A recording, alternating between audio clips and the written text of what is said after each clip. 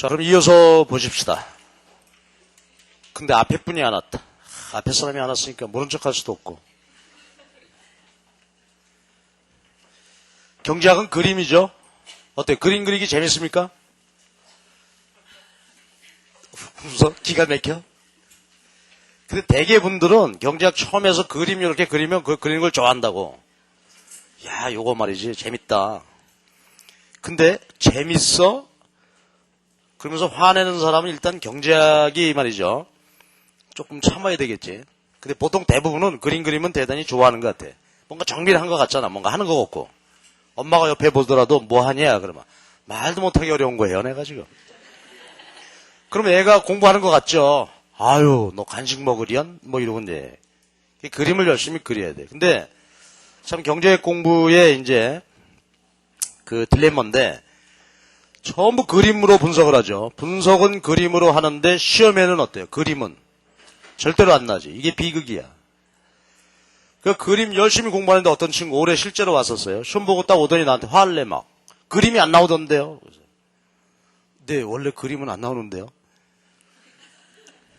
그림 그리는 이유는 뭐야?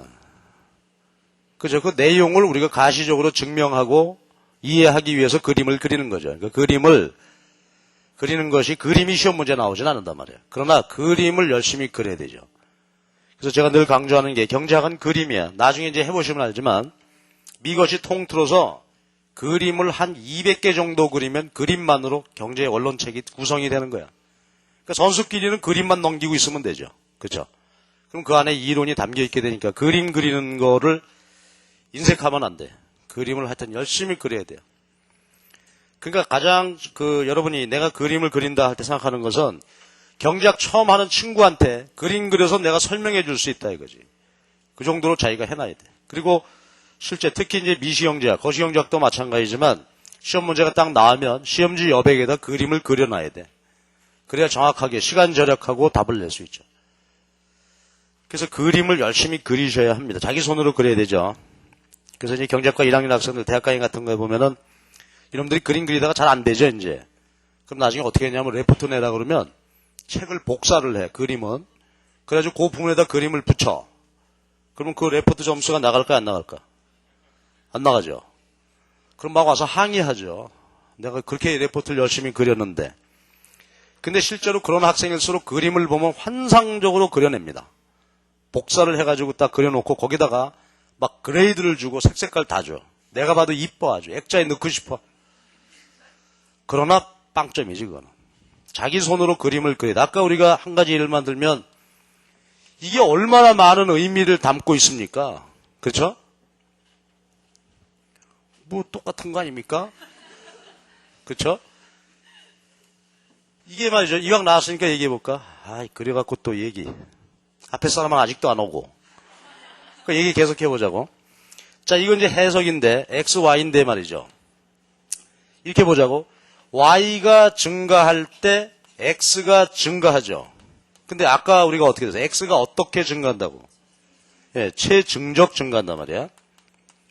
얘는 체감적 증가한다. 이렇게 이제 그러니까 이것이 얼마나 중요한 의미를 가져. 이론적으로 볼 때.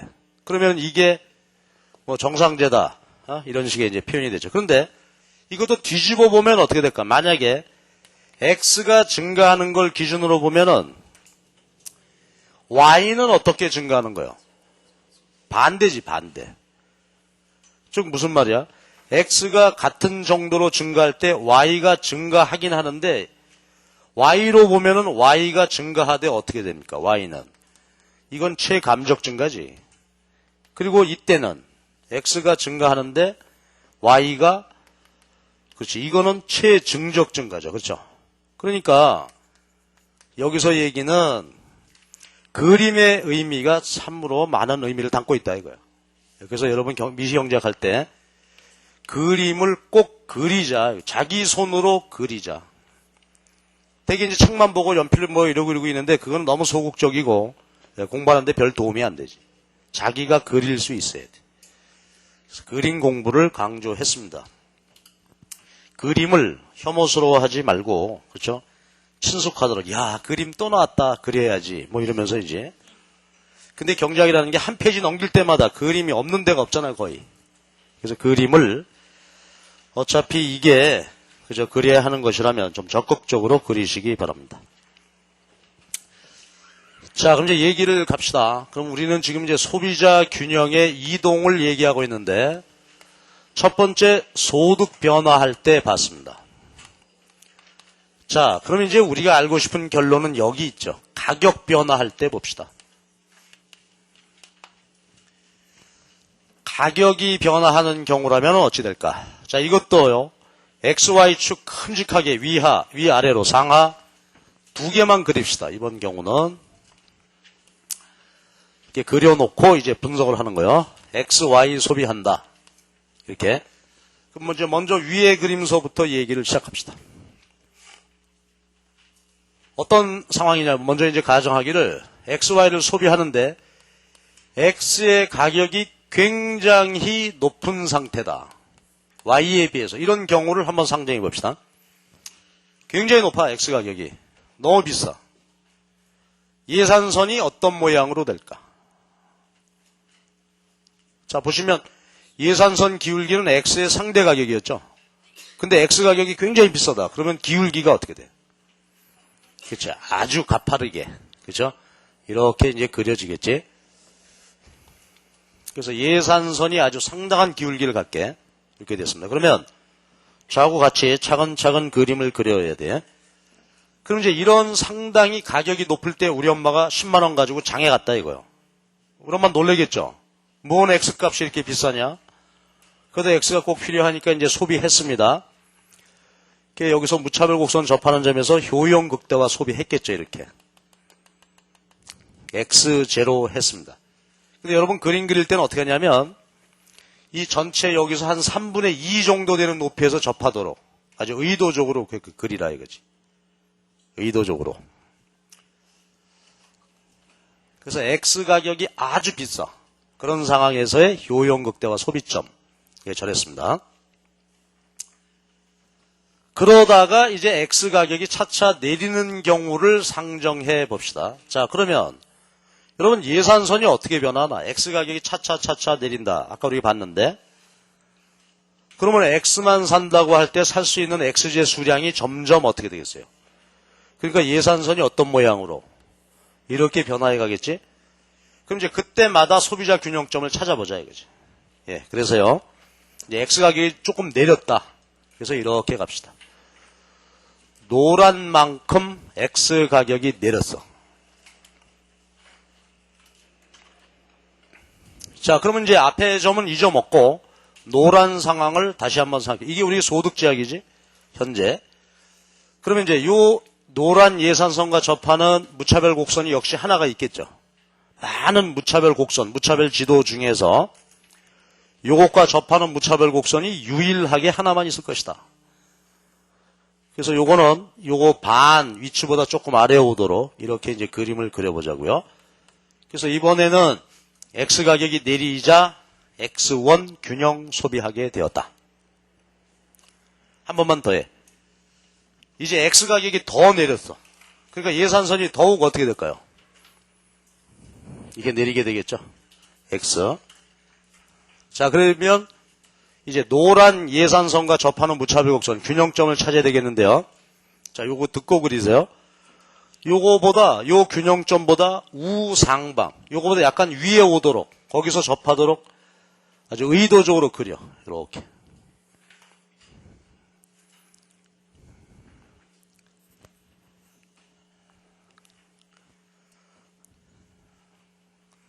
그러니까 노란 균형점보다는 우상방에서 접하도록 의도적으로 그림을 그립시다.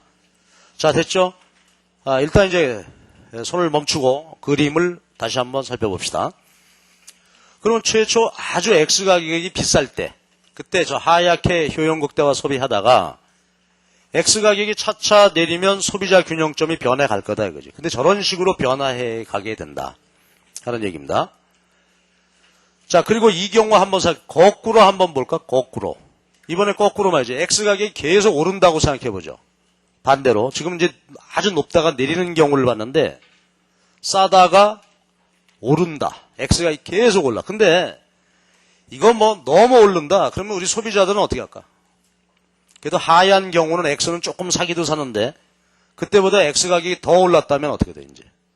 X는 안 사는 거죠. 예를 들어서 어머니가 장에 갔어요.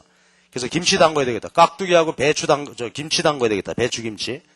근데 시장에 갔는데 배추값이 너무 비싸. 그러면 이번 달에는 어떻게 한다? 깍두기나 먹이자. 그렇죠. 배추는 포기다 이거야. 그렇지? 그러니까 이게 반대로 가격이 너무 오른다면은 X는 안 사고 Y만 살 수도 있겠죠. 자, 여기야. 그러니까 처음부터 다시 한번 검토해 보면 X가 너무 비싸면은 X 안 사고 Y만 소비한단 말이지. 무만 사서 깍두기만 담고. 그러다가 이제 배추값이 쑥 내린다. 그러면 저런 식으로 균형점이 옮겨가게 된다고요. 자, 그러면 이제 한번 생각해 봅시다. 아까 소득이 변화할 때 말이지. 소득이 변화할 때는 소득 변화에 따른 균형점을 쭉 찾고 연결해 놓은 선을 뭐라고 했죠? 그래, ICC야. 소득 소비 곡선.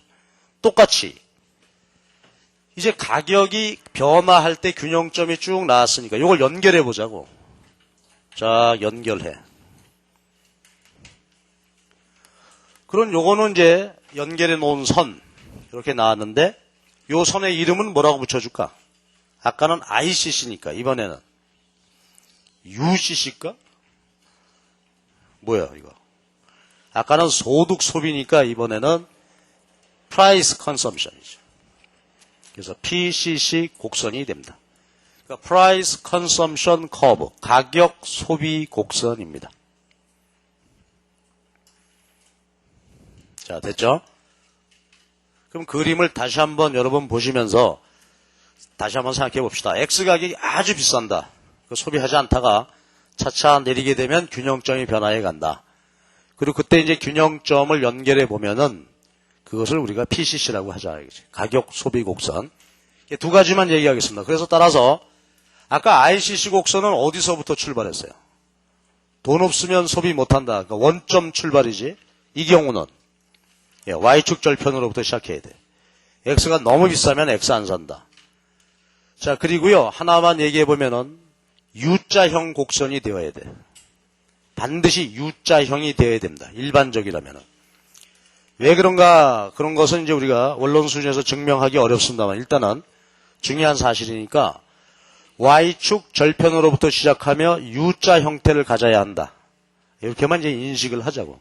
의도적으로 U자를 그려야 돼. 제가 특히 이제 말씀드리는 것은 우리 교과서를 보시면 182페이지. 그 그림이 좀 오해의 소지가 있게 그려놨죠. PCC 곡선 모양이 어때 지금 보면. 마치 우상향하는 것처럼 보이죠? 근데 우상향하는 것은 아니고요. U자 형태가 돼야 돼. 저렇게 돼야 돼. 그러니까 이 그림이 틀렸다라기보다는 뭐야? 일부 구간만 그린 거다. 이렇게 이해를 하고 전체적으로 보면 U자 형태가 되어야 됩니다. 자, 이렇게 해서 하여튼 이제 PCC가 나왔습니다. 그러면 가격이 변화할 때 소비자 균형점 됐고, 그리고 아까 하나만 더 여쭤볼까 또. 아까 보면 소득이 변화하면 ICC, 그로부터 무슨 곡선이 하나 또 도출됐죠? ICC로부터 엔겔 곡선 나왔어. 자, 그렇다면 이번에는 우리가 말이죠. 이것으로부터는 바로 우리가 알고 싶어하는 수요 곡선이 유도된단 말이에요. 그렇겠죠? 자, 간단히 생각해도 Y축에다가는 X 가격, 그 다음에 여기다가는 X의 수량, 그죠? 소비량을 생각해 볼 수 있겠지. 그러면 최초 XJ 가격이 아주 높았었다. PX제로. 그 다음 X 가격이 차차 내리게 되면은 어떻게 되는 거예요? PX1, PX2 내리니까 X제로 소비하다가 X1 소비하다가 X2 소비한다. 그치? 그러면은 각각의 가격 하에서 효용 극대화 소비량이 도출됐으니까 이걸 쭉 선으로 연결해 놓으면 이게 뭐가 되는 거야? 그치? 수요 곡선 된다 이거야.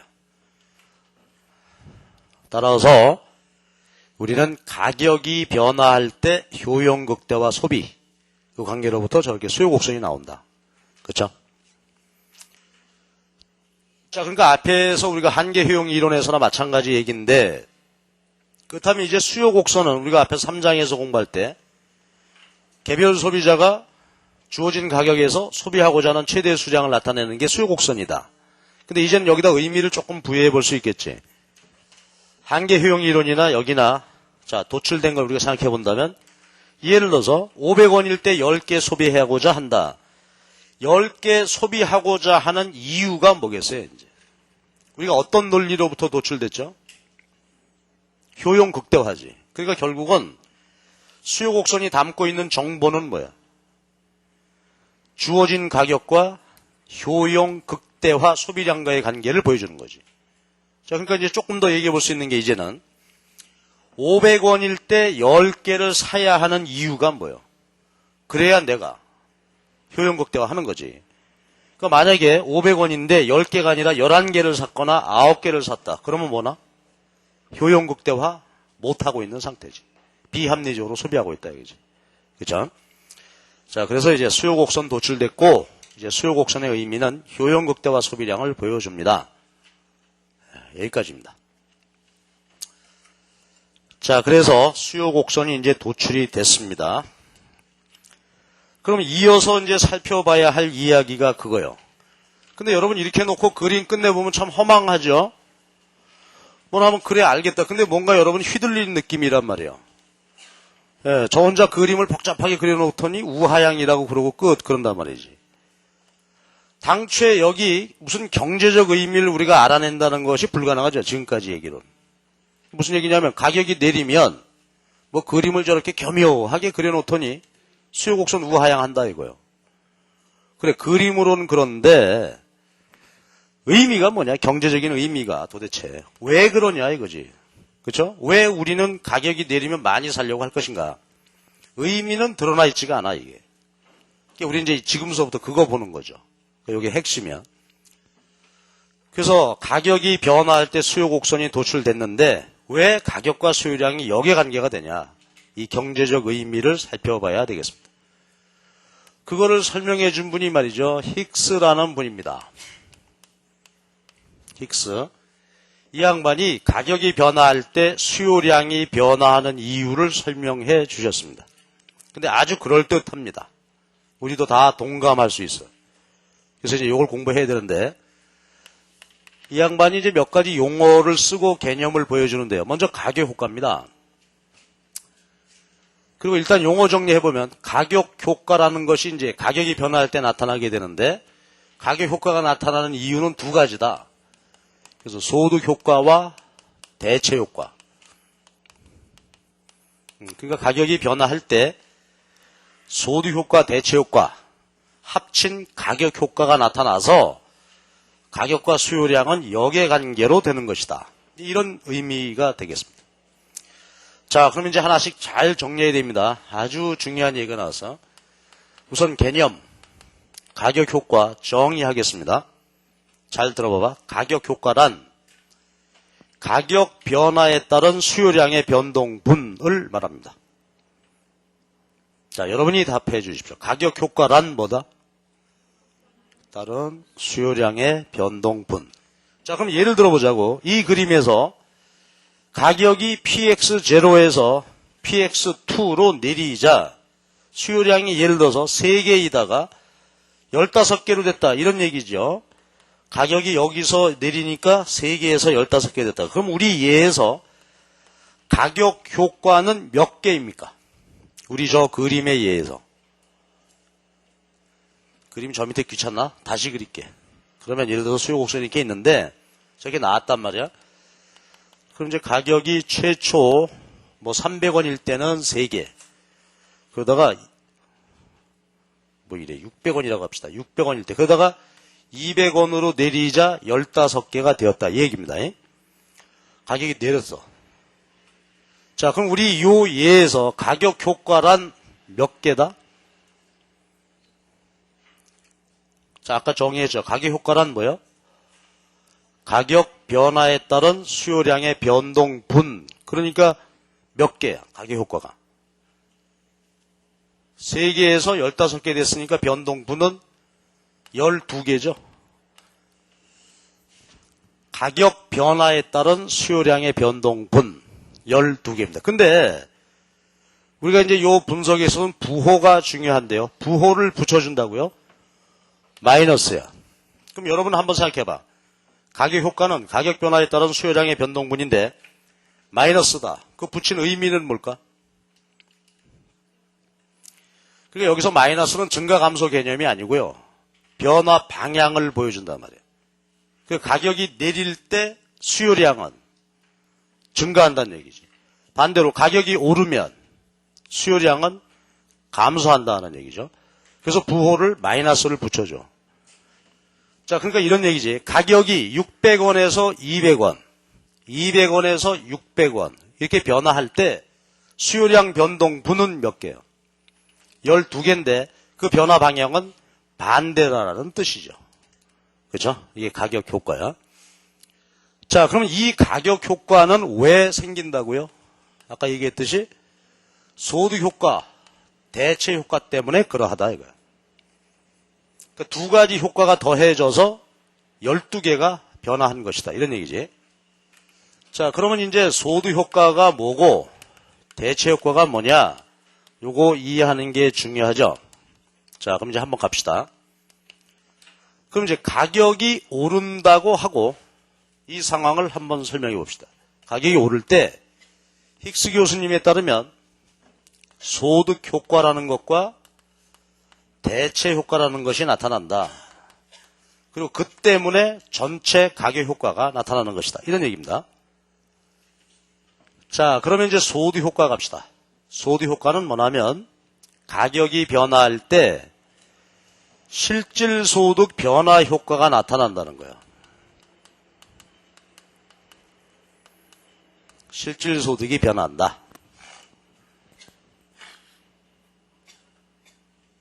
자, 무슨 얘기냐면 이렇게 한번 보시죠. 이제 어떤 소비자가 X, Y를 몇 개씩 소비하고 있었어. 주어진 가격에서. 그러다가 X 가격이 올랐단 말이야. 그러면 종전과 소비량이 똑같다고 가정해봐봐. 가격이 오르기 전하고 소비량이 똑같다라고 한다면은 실질 소득이 변화한다는 얘기죠. 자, 예를 한번 들어봅시다.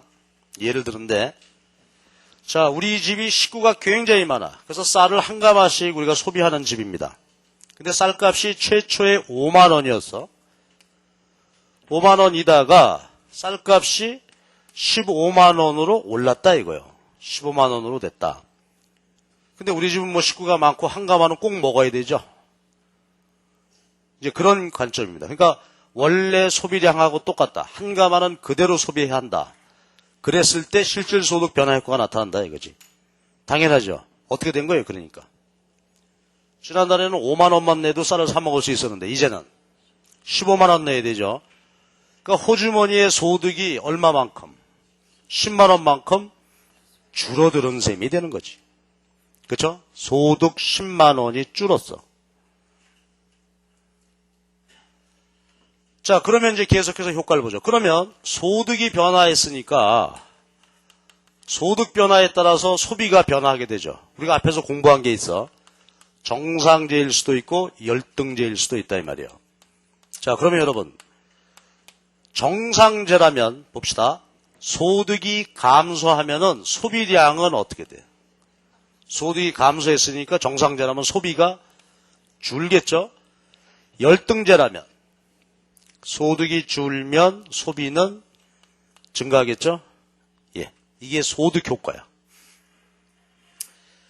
자, 그럼 처음부터 다시 소득 효과라는 게 뭐라고? 가격이 변화할 때 소비량이 종전과 다름없다면 그렇죠? 실질 소득이 변화하게 된다. 근데 만약에 가격이 오른다면 어떻게 된다고? 실질 소득 감소. 정상제라면 소비 감소. 열등제라면 소비 증가. 그러면 이제 아까 우리 부호 준 거를 여기다 붙입시다. 플러스 마이너스 부호를 줘야 되는데 자, 요거 잘 봅시다. 정상제 소득 효과는 플러스일까요? 마이너스일까요? 자, 다시 아까 우리가 가격 효과에 플러스 마이너스 부호 줄 때 부호 주는 아이디어는 뭐였지? 가격과 수요량의 변화 방향을 나타냈지. 근데 지금 보니까 어때? 정상제의 경우는 가격이 오를 때 소비량이 줄어. 그러니까 변화 방향이 서로 반대야. 그러니까 정상제의 경우는 소득 효과가 마이너스다 이거지. 그치? 근데 만약에 열등제라면 어떻게 되는 거야? 열등제라면 가격이 오를 때 결과적으로 볼 때 소비가 증가했죠. 그러니까 가격과 소비량의 변화 방향이 서로 같아. 그러니까 요거는 플러스라는 부호를 주자 이거지. 그렇죠? 이게 소득 효과입니다. 됐어요? 요 상황을 처음부터 다시 한번 쭉 봐. 여러분 눈으로. 소득 효과라는 것이 뭐다? 쌀값 예를 들어가면서 다시 한번 보자고.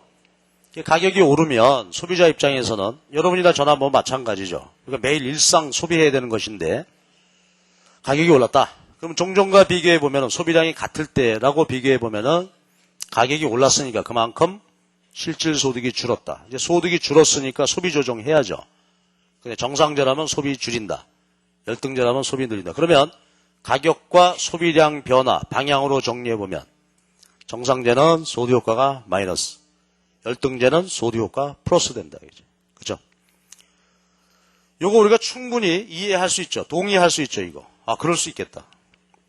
그 다음에 대체 효과가죠. 대체 효과는 뭐냐면 상대 가격이 변화하는 거예요. 상대 가격이 변화해. 그럼 무슨 얘기냐면 우리가 Y제와 X제를 소비하고 있는데 예를 들어서 X 가격은 변함이 없어 지금. 변함이 없다고 보고 X 가격이 올랐다. 그러면 이제 X 상대 가격이 어떻게 된 거예요? 오른 셈이죠. 올랐어요. 그러면 이거는 말이죠. 또 독립적으로 예를 한번 들어봅시다. 이해를 해보는데 예를 들어서 과일 가게 간다고 생각해봐. 아니면 엄마가 시장 보러 가셨다 이거지. 그럼 엄마 시장 가는 얘기합시다. 우리 엄마가 시장 가가지고서 이제 식구를 위해서 부식을 사는데 반찬거리를 장만하는데 돼지고기를 사다가 두리치기를 해줄까? 쇠고기를 사다가 불고기를 해줄까? 고등어 구이? 아니면 말도 안 듣고 그러니까 콩나물이나 갖다 국이나 끓여줘야 되겠다 얘는. 고기 먹일 위인이 안 된다 얘는. 아니면 두부 사다가 뭐 된장찌개 끓일까? 뭐 이런 고민을 하겠죠 이제. 자, 그런데 보자고. 뭐 살까 했는데 가보니까 오늘 고등어 값이 올랐더라고. 다른 거는 그대로야. 다른 가격은 그대로야. 고등어 값만 올랐어. 그럼 혹시 고등어나 사라 할까 갔다가도 마음이 바뀌겠죠. 어떻게? 고등어를 안 사겠지. 딴 거 사려고 할 거 아니야. 그렇죠? 이게 상식이겠죠. 누구나 다 비슷할 겁니다. 다른 가격은 그대로인데 뭐 이거 저녁 반찬으로 다 아무거나 해도 돼. 근데 그 중에서 한 개 가격만 올랐다 이 말이에요. 그러면 상대적으로 볼 때 이 상품 가격이 오른 거니까 굳이 이거 살 이유가 없지. 따라서 보통 소비자, 정상적 소비자라면 이것의 소비는 어떻게 돼? 증가, 감소. 상대적으로 비싸진 것의 소비는 줄게 된다 이거죠. 그렇지? 보통 사람이라면 그럴 거다 이거죠.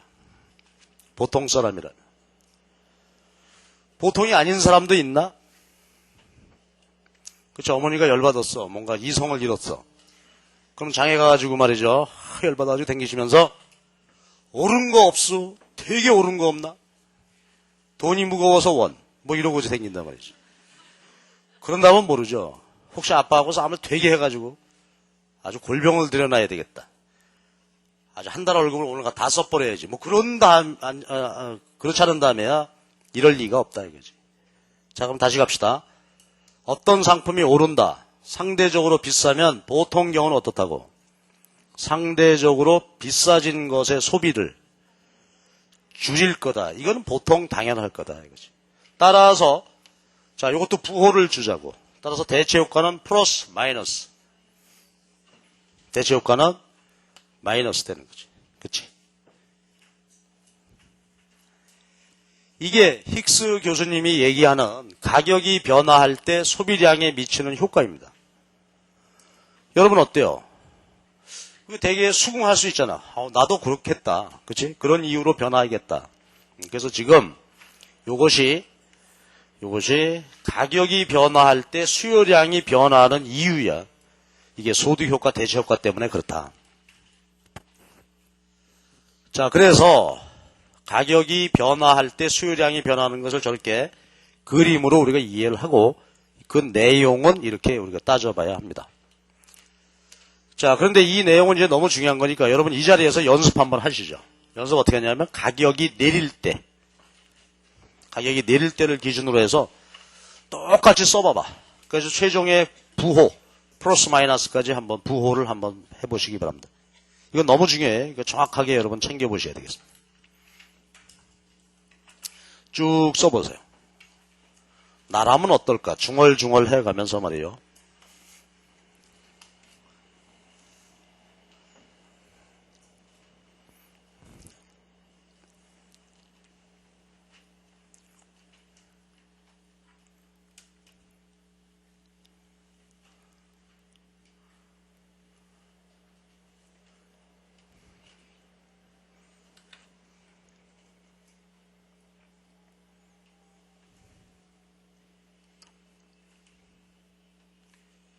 이제 이렇게 여기서 한번 해보고 댁에 가서 한 서너 번 해봐야죠. 오를 때 내릴 때 이렇게.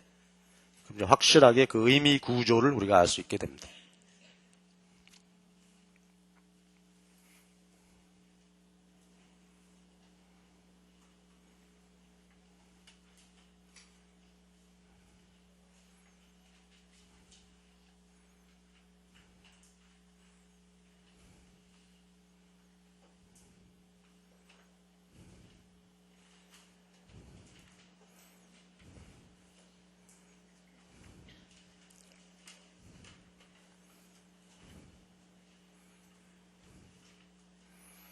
자, 어때? 잘 됐어요? 같이 한번 해보실까?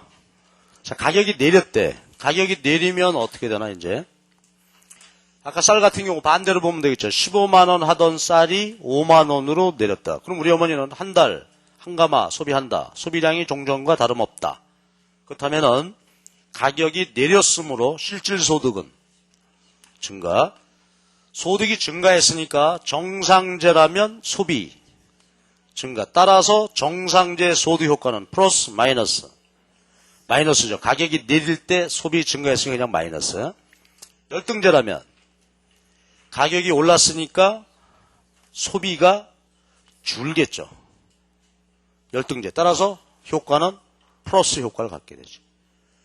가격이 내린다. 고등어. 이번엔 내렸다. 이렇게 보죠. 대체 효과 봅시다. 그러면 다른 반찬거리 가격은 그대로인데 고등어 값만 내렸다. 고등어 값만 내렸어. 내리니까 고등어의 상대 가격이 내렸죠. 그럼 오늘 저녁 반찬은 뭐야? 고등어지. 그렇죠? 소비가 증가할 거다. 따라서 대체 효과는 마이너스. 그렇죠? 오르내린다 이거지. 자, 이것이 소득 대체 효과입니다. 이건 우리 실상에서 뭐 다 마찬가지겠죠. 마찬가지로. 우리가 책 같은 경우 한번 볼까? 책값이 요새 사실 어떻게 보면 너무 비싸죠. 한 권에 막 3만 원씩 이렇게 한단 말이야. 그래서 책 사라고 하는 것도 사실 가르치는 사람 입장에서는 많이 이제 걱정이 되는데, 책 얘기해 보자고요. 여러분이 7권 책을 사야 돼. 그래서 뭐 한 20만 원 갖고 집에서 나왔다. 엄마한테 돈 타갖고. 근데 와보니까 행복하게도 책 바겐 세일 이러는 거야. 책값이 내렸습니다. 반값으로 내렸어. 그러면 여러분은 어떻게 되는 거야? 20만 원짜리가 반으로 내렸으니까 10만 원 실질소득 증가했겠죠. 실질소득이 증가했으면 여러분은 어떻게 한다고? 책. 정상제요, 열등제? 네, 그게 딜레마요, 내가. 야, 근데 우리가 이럴 순 없잖아, 아무리 그래도. 자, 책이 어떻게 한다는 거예요, 여러분? 10만 원 돈이 생긴 셈이나 마찬가지야. 그러니까 책을 더 사는 거죠. 그렇죠? 보충교지까지 더 사야 되겠다. 그렇죠? 책을 더 산다 이거지. 나는 절대 그런 일은 없습니다. 난 소주 먹어야지 뭐 그럴 새가 어디 있습니까? 그건 아주 못된 놈들이고, 보통 경우는 책값이 내렸다. 내린 만큼 소득이 돈이 생긴 셈이니까 책을 더 살 거다 이거지. 인지상정이다 이거야. 그렇죠? 그 다음에 대체효과도 마찬가지. 책값이 내렸다. 책값이 내리면 이제 예를 들어서 딴 거, 내가 뭐 시골서 와가지고 지금 뭐 고시방에 있다. 그럼 책값이 내리니까 또 이런 측면이 있지만 다른 한쪽으로는, 그쵸? 내가 뭐 공부하는데 필요한 다른, 그 필요한 용품을 더 살 수도 있겠다. 그렇죠? 이게 현실적인 아이디어다 이거지. 자, 그러니까 힉스의 얘기가 전혀 무리가 없습니다. 그래서 이것이 이제 가격이 변화할 때 변화하는 이유. 그리고 사실 저렇게 그림으로 분석하는 것도 힉스입니다. 자, 이렇게 나왔습니다. 그럼 이제 이어서 정리해야 될 것이 있어요. 소드 효과, 대체 효과 나왔는데 이 가격 효과와 재화의 성격.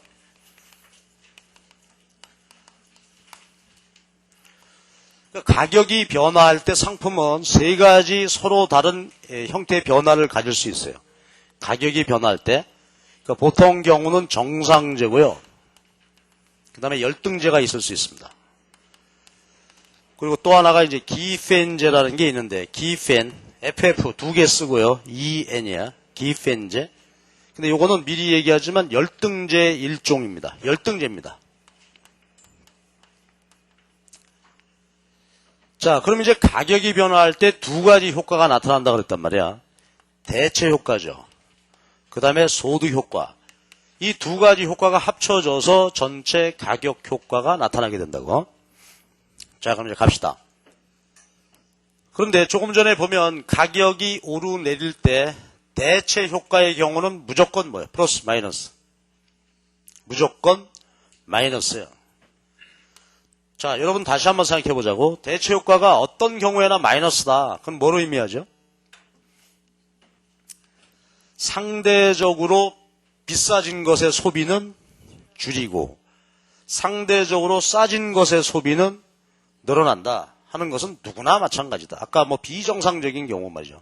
그런 경우 빼놓고 보통 경우는 상대적으로 싸졌으면 많이 소비하고 상대적으로 비싸졌으면 덜 소비한다.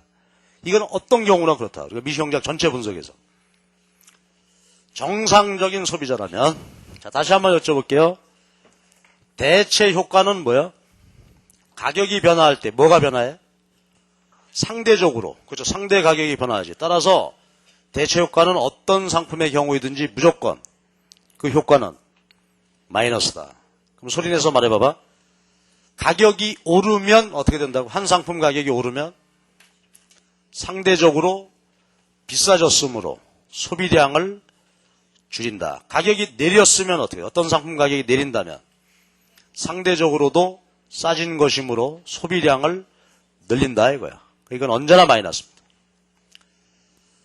그 다음 소득 효과 갑시다. 소득 효과는 자 아까 저기로 보면 정상제는 그 효과가 플러스 마이너스 마이너스죠. 열등제는 소득 효과가 플러스죠. 자, 그럼 한번 생각해 보지. 그러면 무슨 얘기냐면 예를 들어서 가격이 내리는 경우로 한번 생각해 봅시다. 내리는 경우로 우선 정상제의 경우 보면 소득 대체 효과 이거 쓰지 말고 그냥 눈으로 보고 이해하고 그냥 지나가도 괜찮아. 대체 효과, 소득 효과인데 정상제의 경우라면 어떻다고요? 가격이 내리면 대체 효과는 언제나 마이너스라고 그랬지. 그렇지? 정상제의 경우는 소득 효과가 플러스예요. 소득 효과가 마이너스예요. 그럼 한번 생각해. 무슨 소리야 이게? 예를 들어서 보면 가격이 내릴 때 대체 효과 마이너스라는 말은 소비가 어떻게 된다고? 예를 들어서 플러스 10개 소비가 늘어났다는 얘기죠. 이게 플러스로 하면 오해의 소지가 있겠다. 가격이 내렸는데 예를 들어서 10개 소비가 어떻게 됐다고? 증가했다는 얘기죠. 그리고 소득 효과도 마이너스라는 말은 뭐야? 그렇죠. 실질 소득이 변화해서 소비량이 어떻게 됐다고? 예를 들어서 10개 이게 마이너스니까 증가했다는 소리죠. 그러면 전체 가격 효과가 어떻게 되는 거예요? 20개죠. 전체 가격 효과 20개 증가하는 것이지. 그렇죠? 그래서 가격 효과가 마이너스다 이거예요.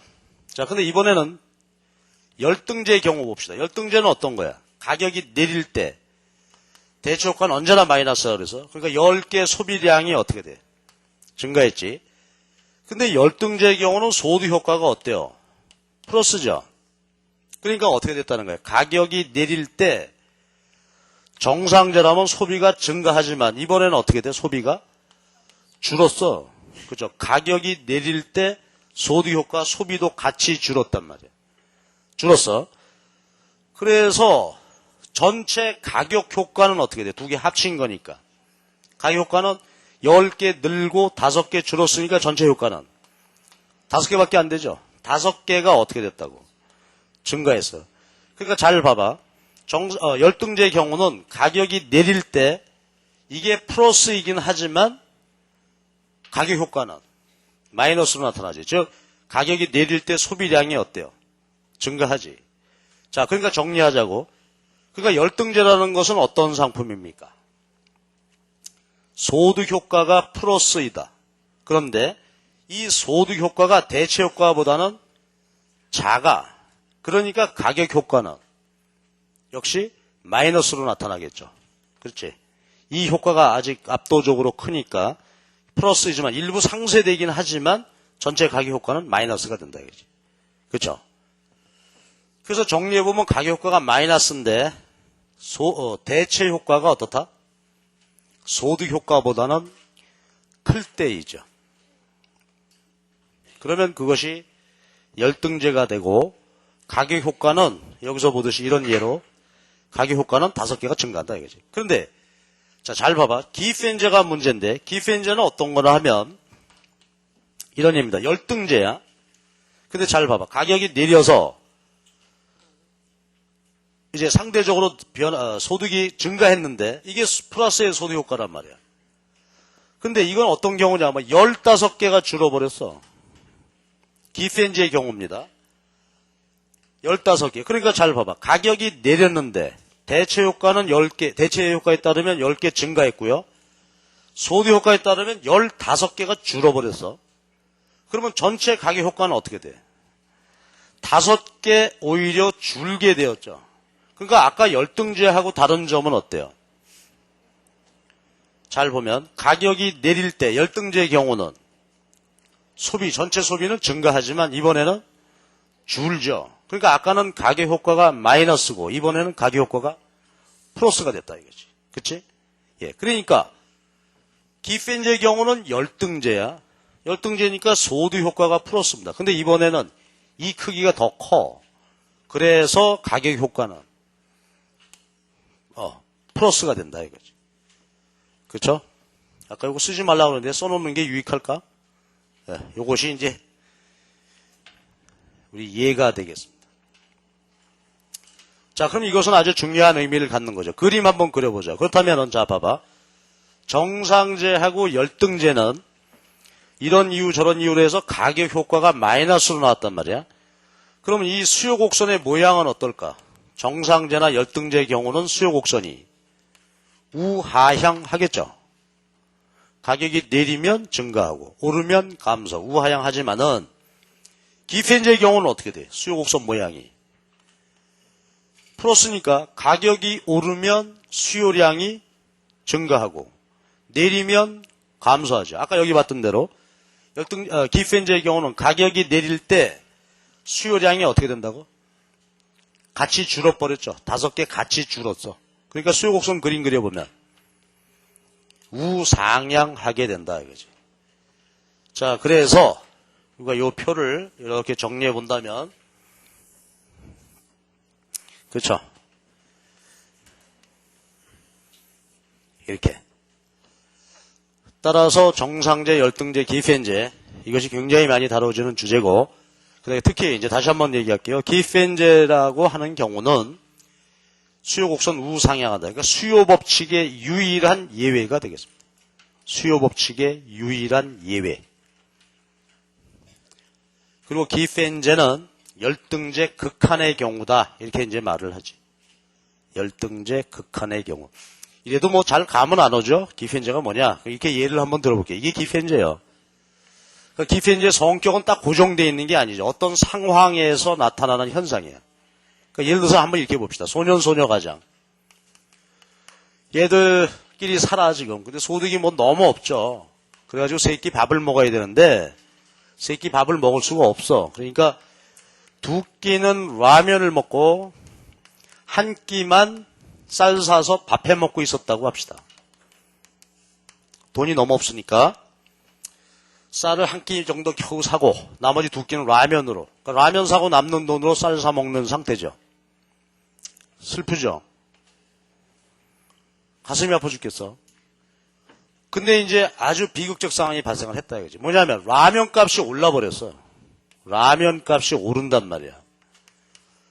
그럼 보통 경우라면 어떻게 돼? 라면 값이 오르면 보통 경우는 수요량이 감소해야죠. 아니, 비싼 거 소비 안 한다. 이래 되는데 이 경우는 다르다. 얘들한테는 다르다 이거지. 자, 어떻게 해야 돼? 이제 얘들은 이제 두 끼 라면 사 먹고 남는 돈 겨우 쌀 살 수 있어요. 그래서 해 먹었는데 라면 값이 오르니까 두 끼 라면 사면 나머지 남는 돈 갖고 쌀을 살 수가 없어. 울고 싶죠? 얘들 어떻게 하면 좋아? 이런 경우다 이제. 그러니까 이제는 이거 밥을 포기하고 이제는 세 끼만 라면 먹게 되는 경우입니다. 세 끼 모두를. 근데 앞에서 우리가 보았듯이 라면이라고 하는 것은 열등제죠. 그 기본 속성이. 그런데 이런 상태다 이거지. 그러니까 라면은 열등제인데 아주 극한적 상태. 이런 상태에서 이 소비자에게 라면은 이제 기피엔저가 된다 이거지. 그쵸? 그래. 그러다가 이제 라면 값이 내리면 어떻게 되는 거야, 이제 애들은. 아유, 이제 라면 두 끼만 샀을 때 라면 값이 내렸으니까 남는 돈으로 이제는 쌀 살 수 있다. 그러니까 이제 한 끼는 밥 먹을 수 있게 되었다. 이런 얘기가 되어지지. 그러니까 기펜제의 수요 곡선은 우상향하게 되는 것입니다. 자, 그래서 여러분들이 요 소두 효과, 대체 효과 이렇게 구분해 주시고 잘 이해해야 돼 이거. 기펜제는 참 시험 문제에 많이 나와요. 열등제인데 플러스의 소두 효과가 마이너스 대체 효과보다 더 큰 상태다. 이런 얘기입니다. 자, 이래서 전체적으로 거의 끝이 났고요. 이야기가. 그 다음에 이제 187페이지 갑시다. 187페이지를 보면 그 이제 무차별 곡선 이론과 한계 효용 이론 간의 관계를 설명하고 계신데 이건 우리가 앞에서 이미 봤죠. 소비자 효용 극대화 조건 도출했을 때 그 무차별 곡선의 소비자 균형 이론을 다시 변환해서 한계 효용 관계를 놓고 보게 되면 바로 한계 효용 이론에서 도출되었던 효용 극대화 조건하고 서로 일치하더라. 그러니까 효용을 최종 결론 도출된 것으로만 본다면 기수적으로 하던 서수적으로 하던 결론에는 차이가 없다. 그렇지? 그래서 그런 이야기니까 그렇게 이해를 해 주시고요. 이제 한 가지 남은 게 있습니다. 마지막 요거 하나만 이야기하고 끝을 냅시다. 뭐냐면 184페이지. 그림 그리기.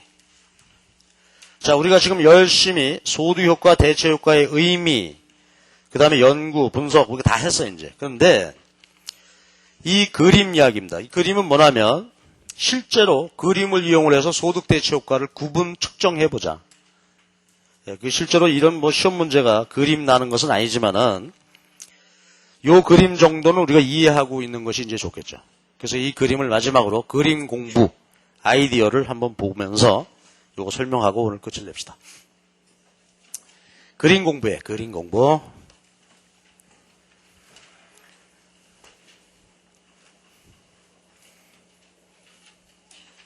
그 앞에 개념을 복습도 할 겸 그림 한번 그려봅시다. 그러니까 소득 대체 효과 구분 측정하기. 그러면 이제 이런 이제 우선 몇 가지 용어부터 좀 하고 지나갑시다. 용어. 그러면 가격이 변화할 때 수요량이 변화한다. 그럼 가격 변화에 따른 수요량 전체 변동. 그럼 우리가 가격 효과라고 한다. 가격 효과. 근데 그러한 가격 효과가 나타나는 것은 아까 보았듯이 소득 대체 효과 때문에 그렇다 이거예요. 이걸 이제 구분해 보고 싶어. 구분하기 위해서는 그죠? 구분하기 위해서는 먼저 소득 보상해야 한다. 이게 좀 경제학 처음 하시는 분들 복잡할 수도 있는데 한번 천천히 따라와 보고 따라오다가 중간에 귀찮으면 그냥 버려도 돼.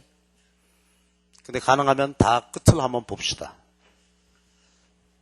소득 대체 효과를 구분하기 위해서는 소득 보상해야 한다.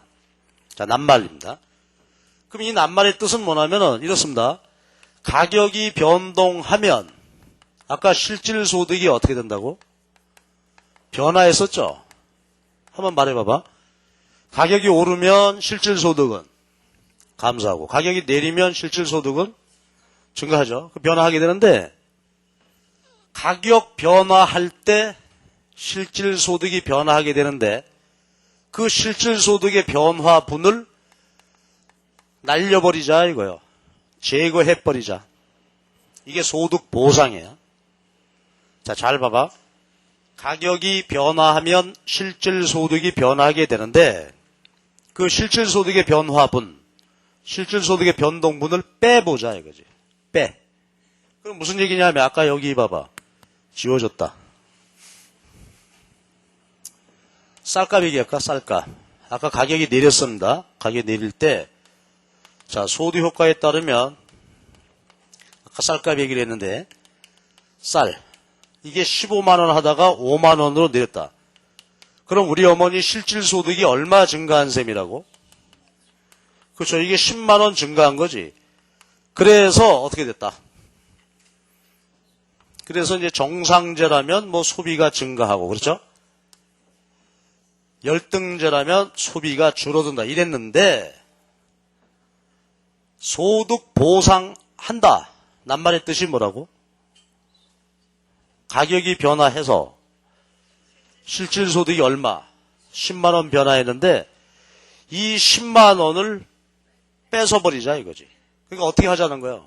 여러분이 옆에 가만 보고 있다가 엄마 10만원 남았네. 그쵸? 남았네. 그리고 어떻게? 빼서 놔주세요 하고 소득 보상했습니다. 자, 그럼 봐봐. 소득 보상했으니까 엄마로부터 10만원을 뺏어버렸으니까 이 효과는 나타나 안 나타나? 안 나타나겠지? 그러면 무슨 효과만 남아있겠어요? 그렇지. 대체 효과만 남는다 이거야. 그러면 대체 효과라는 게 뭐냐? X를 쌀이라고 할 때 얘가 내렸으니까 얘가 증가해서 보통 경우라면 X 소비가 어떻게 된다고? 증가한다고 그랬지? 예. 이 효과만 남을 거 아닌가 이거지. 그렇죠? 자, 다시. 그러니까 전체 가격이 변화하면 가격 효과가 나타나는데 구분해보고 싶다. 소득 대체 효과를. 자, 여러분이 답해 주세요.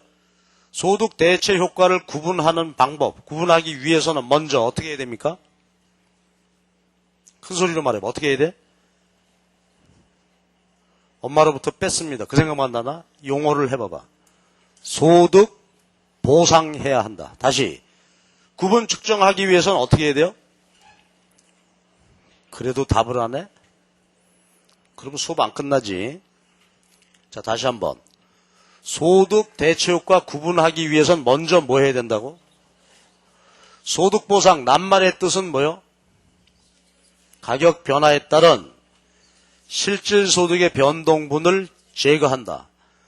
그러면 무슨 효과만 남아? 조금 전에 봤듯이 대체 효과만 남는다 이거지. 그러면 됐겠죠? 이게 아이디어야. 그러니까 이 아이디어를 정확하게 우리가 읽고 있어야 그림으로 구분할 수 있다 이거지. 다시 한 번에 미안하지만 가만있어 봐. 미안할 건 없다. 귀찮지만 한 번만 다시 읽어줘요. 소득 대체효과 구분하려면 어떻게 해야 돼? 소득보상해야 됩니다. 소득보상 낱말의 뜻은 뭐라고? 변화에 따른 실질소득의 변동분을 제거한다. 그러면 무슨 효과만 남을 것이다? 대체효과만 남는다 이거지. 자, 이 아이디어를 가지고 그림 그립시다. 자, 그림을 같이 그려요. 최초 가격이 아주 비쌌다. 그래서 여기서 효용극대화 소비하고 있었다. 예를 들어서 10개. 근데 이번에는 두 가지 경우만 그립시다. 가격이 쭉 내렸다. 그래서 새로운 소비자 균형이 여기였다. 여기가 40개다.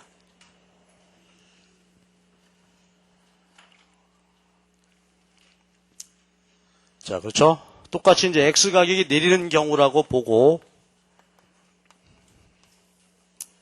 자, 그러면 제 질문인데요. 지금 가격이 내렸어. 그랬더니 X제 균형점이 이렇게 다 바뀌었습니다. 가격 효과 몇 개입니까? 가격 효과. 가격 효과의 정의는 가격 변화에 따른 수요량의 변동분이죠. 몇 개? 30개. 부호. 마이너스 30개 가격 효과가 생겼지. 그치? 그래서 가격이 내리자 30개, 마이너스 30개 가격 효과가 발생했습니다. 자, 근데 이걸 이제 어떻게 하고 싶다는 거예요, 지금 우리가. 전체 30개 가격 효과 중 몇 개가 소득 효과고 몇 개가 대체 효과냐. 이걸 구분하고 싶다 이거지. 자, 다시 돌아가서. 그러면 구분하는 방법은 뭐라고요, 먼저? 소득 보상한다. 가격 변동에 따른 실질 소득 변동분을 제거하자. 그러면 대체 효과만 남는다 이랬거든. 그럼 이걸 그림으로 해보자고. 자, 봐봐. 실질 소득의 변동분을 빼라. 그림으로는 어떻게 하면 될까? 자, 잘 보세요. 가격이 내렸지? 그 과정에서 실질 소득이 증가했죠? 실질 소득 증가분을 빼자. 그럼 그림으로 보면 어떻게 하면 될까? 그렇지. 가격이 내려서 새로운 예산선이 나왔는데 그에 따른 실질 소득 변동을 빼자. 그러면 그림으로는 변화 후의 예산선을 어디로? 좌측으로 이동시키면 되겠죠. 그렇죠? 그래서 이거 하는 방법은 어떻게 되냐면 변화 후의 예산선을 원래 무차별 곡선까지 평행 이동시켜라. 그림으로 보면.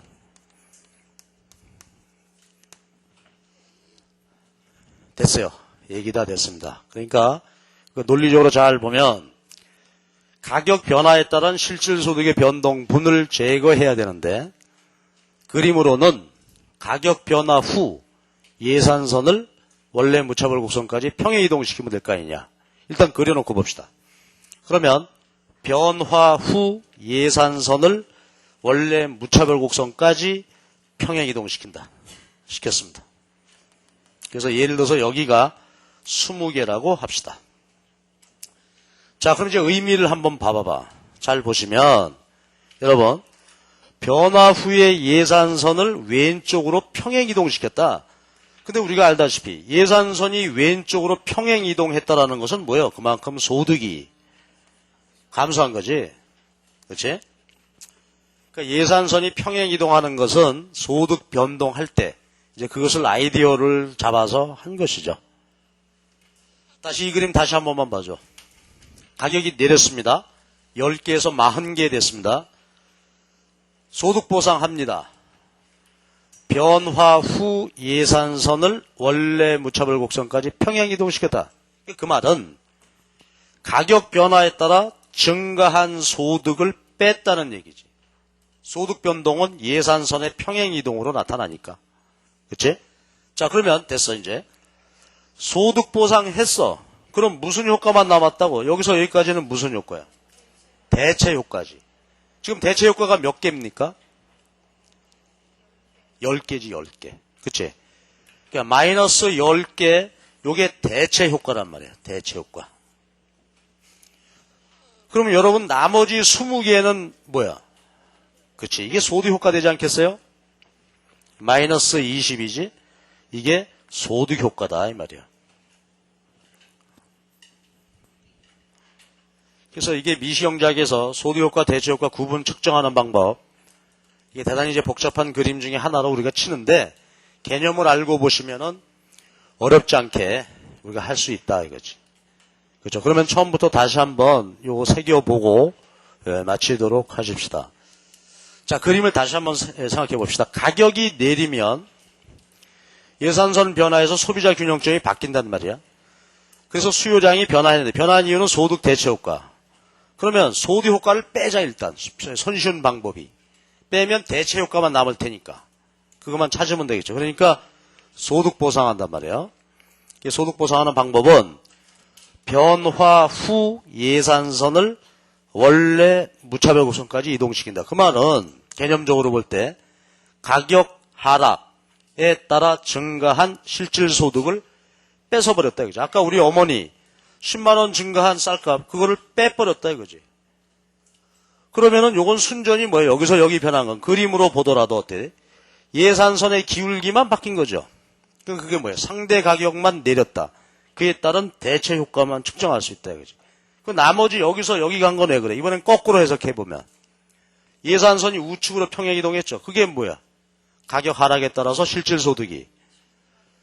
그러니까 우리 어머니 일을 해보면 10만 원 증가했으므로 쌀을 여기서 이만큼 더 샀다 이 소리지. 그렇죠?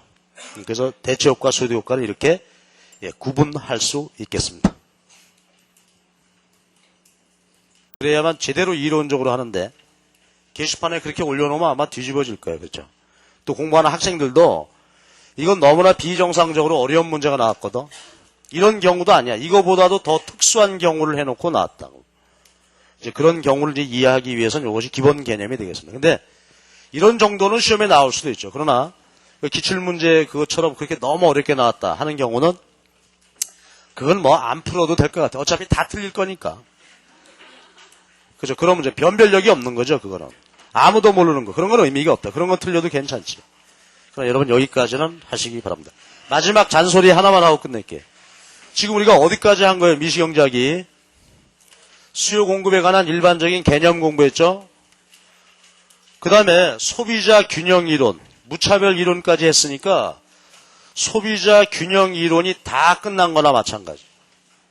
엄청난 공부를 한 겁니다. 우리가 지금. 이게 평상시라면 2분의 1 진도죠. 우리 한 주가 더 있어서 이제 조금 여유가 있는데 여기까지 했어요. 그러니까 여러분들이 여기까지 뭔가 알 것 같기도 하고 모를 것 같기도 하고 막 그렇잖아. 복잡하고. 그러니까 여기에 복습을 조금 이제 긴장하잔 말이에요. 벌써 2주가 지나니까 처음에 각오가 좀 많이 이렇게 주저앉았을 수도 있어요. 그러니까 다시 한번 제 잔소리를 들으시고 좀 복습을 열심히 하시기 바랍니다. 그리고 중요한 것은 우리가 한계 효용 이론, 무차별 이론 했는데 아까도 얘기했듯이 요게 생산자 균형 이론에 그대로 반복이 된단 말이에요. 그러니까 여기서 안 해놓으면 나중에 가서 막 헷갈립니다. 요거를 복습을 좀 잘 하고, 그래서 무차별 이론까지만 잘 하면은 또 아주 큰 덩어리 하나가 끝난 셈이야. 그래서 복습 잘 열심히 하시고 다음 주 주말에 다시 뵙시다. 수고하셨습니다.